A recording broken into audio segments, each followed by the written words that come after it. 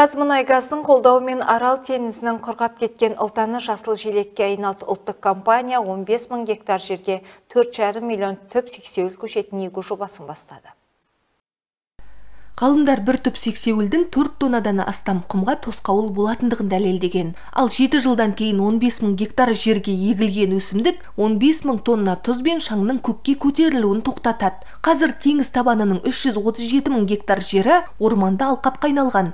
Қазгермұнайгаз экожоба шеңберінде 15 мың гектар аумаққа сексеуіл көшетін отырғызуды көздейді. Іс-сапар барысында аймақ басшысымен барған делегация атқарылып жатқан жұмыстарды бақылап, сексеуіл көшеттерін отырғызды.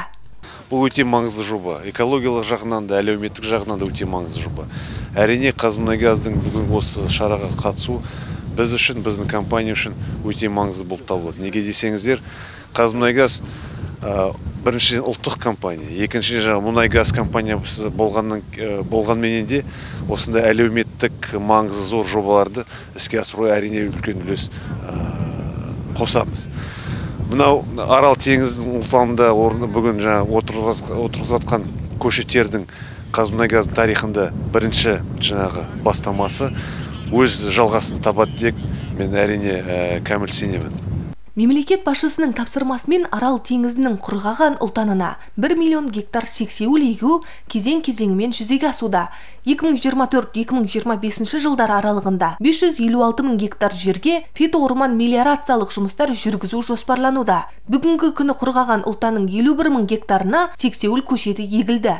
Жалпы осы уақытқа дейін 15 миллионнан астам көшет отырғызылған дейді мамандар. Қазіргі таңда біздің жүргізіп жатқан көктемгі жұмыстарды біз наурыз айының басында бастаған болатынбыз. Мінекей қазір аяқтауға жақынбыз. Көктемгі егіс 50 мың гектарды құрайды.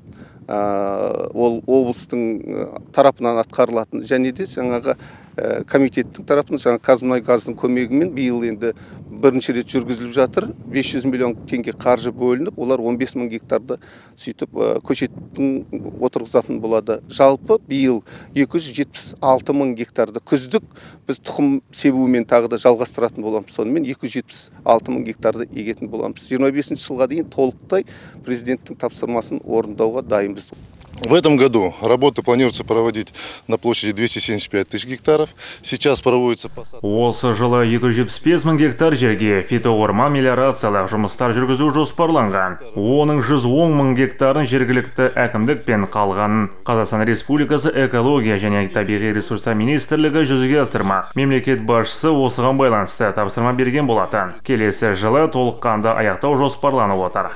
Сондай-ақ теңіз табанындағы 150 мың гектар жердің топырағын зерттеу және жобалау жұмыстарына облыстық бюджеттен 58-де 4 миллион теңге бөлінді. Күз мезгілінде 50 мың гектар жерге сексеуіл тұқымын себу үшін 180 тонна орман ағаштарының тұқымы жиналады.